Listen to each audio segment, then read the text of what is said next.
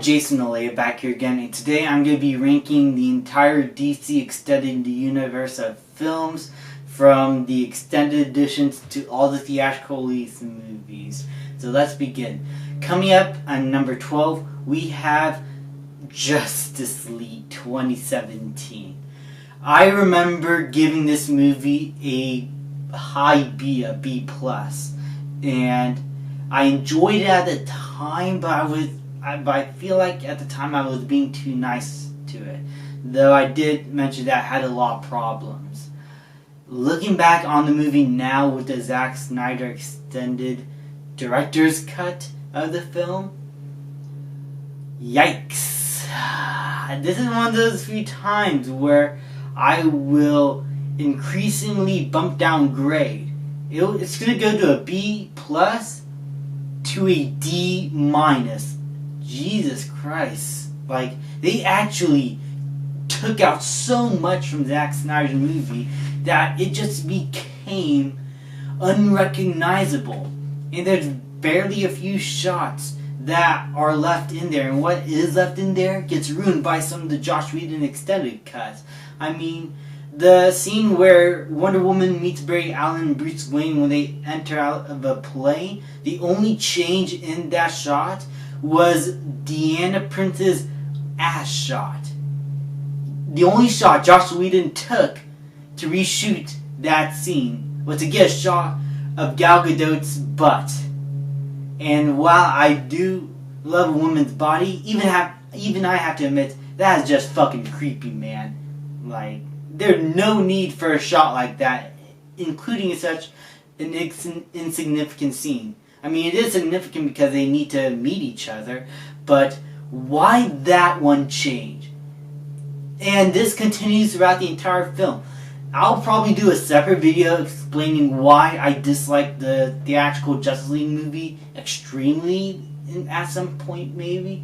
But, oh my god, it's bad. It's bad. Stay away from that movie. I really, really don't like it. Coming up at number 11, we have the Batman vs. Superman theatrical cut. Now, I really enjoyed the Ultimate Edition, and I'll get to that later. And it's not on this number. It's much higher on the list. The theatrical version is fine, but man, it needed a much longer run time to explain a lot of the plot points. Still, some things don't work, like Jesse Eisenberg's portrayal of Lex Luthor. I never enjoyed that, even in the Ultimate Edition. I thought that the Doomsday subplot still could have been not better explained. It is explained well, but I felt like it did not need to be there. I just wanted the movie to focus on Batman vs. Superman. And maybe they'll save Doomsday for later. I felt like that would have been a smart decision anyway. Though it did lead to a good payoff with Zack Snyder's Justice League. And I'll give it that. So, overall, this theatrical version, it just suffered a lot of pacing problems and having things cut out just for the sake of time. And it just felt like an incomplete movie, an incomplete mess, which made some of the motivations of the characters unrecognizable at points. Most specifically, Henry Cavill's Superman in the theatrical version was very underutilized, and it was just an okay movie. But man, it could have been so much better. Though the action scenes, the individual effects, and cinematography in Zack Snyder's direction kind of saved the film. Coming up at number 10, we have the theatrical cut of Suicide Squad. I thought that this movie was a mess. And it still is, but it's a fun mess to me. It is a mess that is just full of color and fun. It's basically a 2-hour Vivo music video with DC characters. That's how I could basically describe this movie. It is a Vivo music video with superheroes in it. And I think it had to do with the way the characters are directed and how the characters are acting in the movie, with all the music playing in the background and the visual look and cinematography, it just reminded me of that. No, not to mention Jared Leto's Joker fits in a Vivo music video. You cannot deny that. But that's how I feel about the movie. And Extended Edition is number 9 because it just explains the characters a little bit better. You get a little bit more stuff with Harley Quinn and the Joker explaining their backstory. And I thought that was very much an improvement. And you get a little bit more scenes with Killer Croc. And that's basically pretty much it. The Extended Edition, 10 minutes longer. It doesn't do much improvements over some of the characterizations. It still suffers some of the same problems.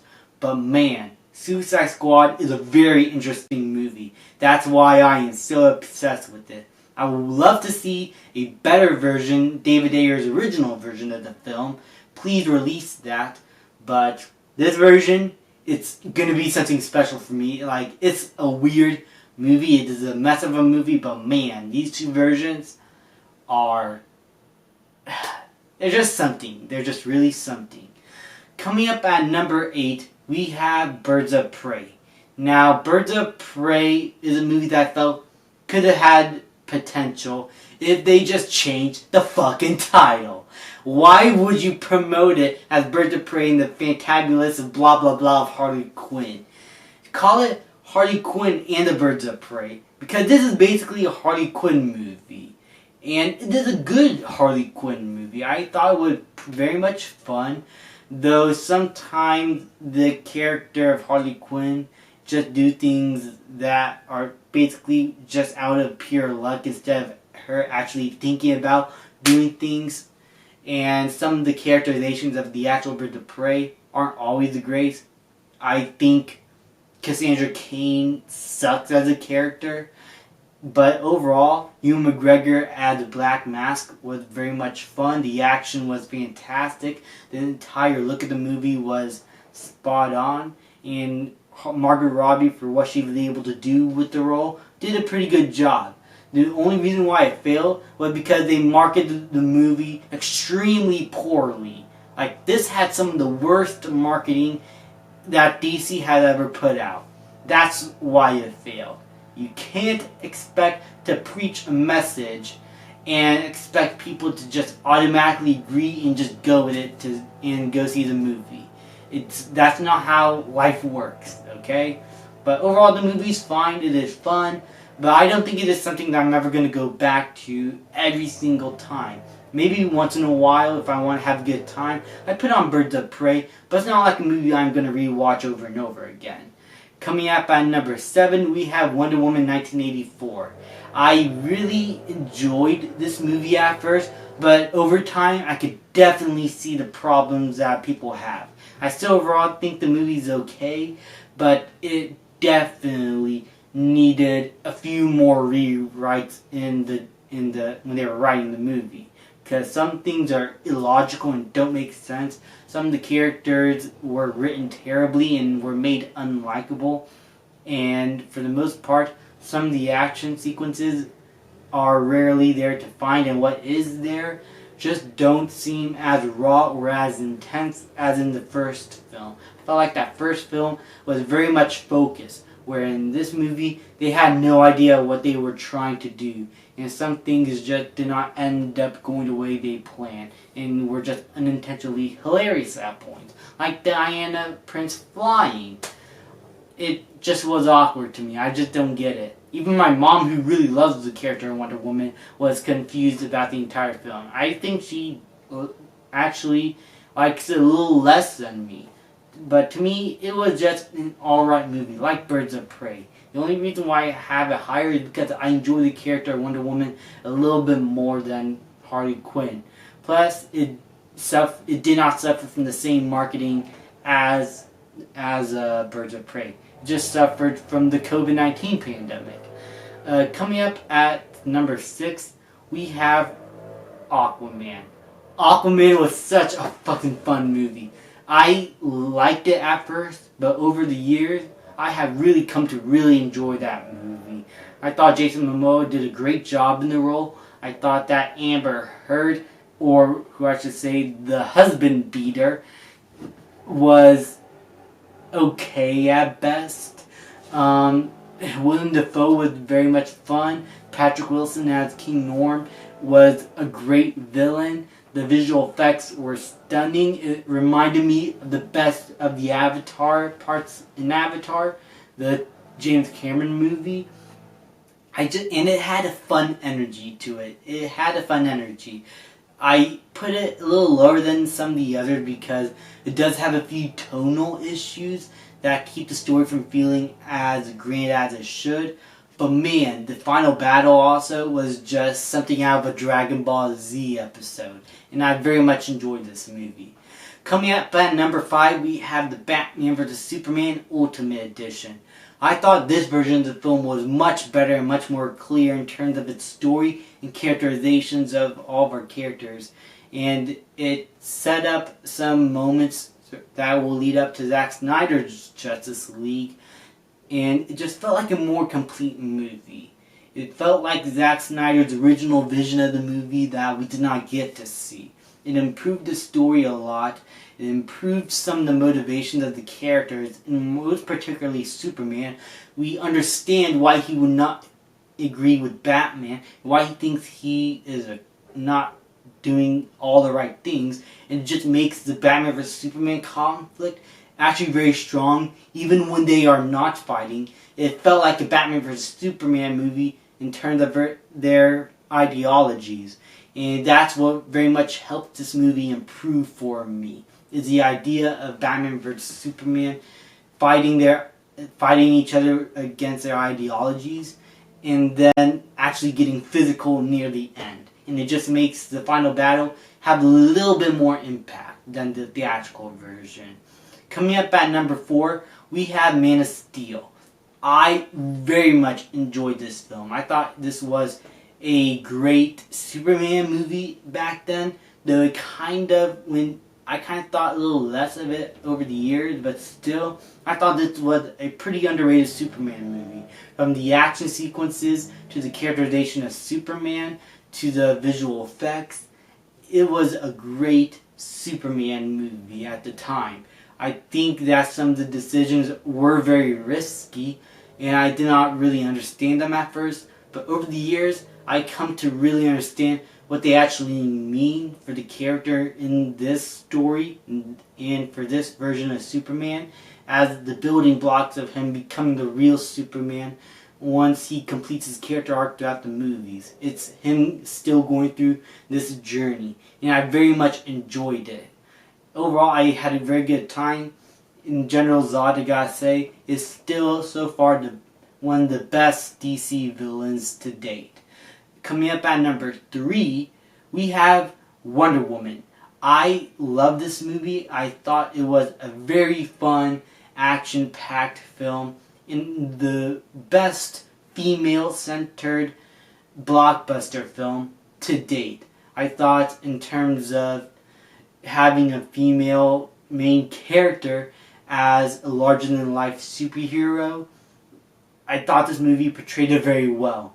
The third act kind of ruins everything, but the other 2 acts were very much strong. I loved her story in Themyscira, and her having to meet Steve Trevor to go to, I forgot where New England is, somewhere in Europe, to defeat a common enemy and defeat the Germans in World War II. No, not World War II, World War I.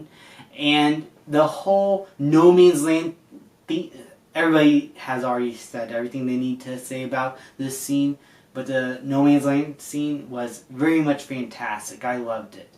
Shazam is my number 2 pick. This movie reminded me a lot of the best of Sam Raimi's Spider-Man and the best of the DC movies in terms of how they portray their characters and making them feel human. I loved Shazam for that reason. I love the family dynamic. I love Zachary Levi as this character. And the kids all did a great job. None of them annoyed me. The villain had great motivation and was understandable. And it makes the conflict very much impressive once they fight each other at the very end. The only problem I will say that the special effects sometimes are not always up to par. I think that due to this movie being one of the cheaper DCEU movies, but still, it was a lot of fun and I very much recommend it. And number one, and I think this is obvious, Zack Snyder's Justice League. This film is what we should have gotten back in 2017. How producers think that they were improving it back then is beyond me. This film was fan-fucking-tastic. The more I think about it, the more I loved it. It doesn't waste a single second of its 4-hour runtime. It all matters. The characterizations of the Flash, Aquaman, and Cyborg, especially Cyborg, were all very much improved and present here. You get a sense that this team really is coming together to defeat a common enemy. Steppenwolf is one of the best villains now. He was like the worst DCEU villain to date back in 2017. And then all of a sudden, he is one of the best. His characterizations and motivations were clear and you had a feeling of empathy towards him. And that's due to his writing and complete redesign, which is more alien but feels more human at the same time. The scenes with Superman, the Flash, Aquaman, Cyborg were all great, and no upper lip CGI. Man, you could watch my spoiler review and my spoiler-free review. They're up on my YouTube channel. You could check that out. But this is my favorite DCEU film to date. And I hope that they continue this storyline that Zack Snyder set up. Even if Zack Snyder doesn't want to return, and I would understand if he doesn't want to, I would want this storyline to continue and have these characters have the payoff they deserve. Overall, I love this film and I would highly recommend it. So these are my thoughts on all the DCEU films. What do you guys think of these DC films in the comments down below? Do you like all of them? Do you dislike all of them? Do you like most of them or do you dislike most of them? Whatever you guys think, leave it in the comments below. And I'll see you guys next time.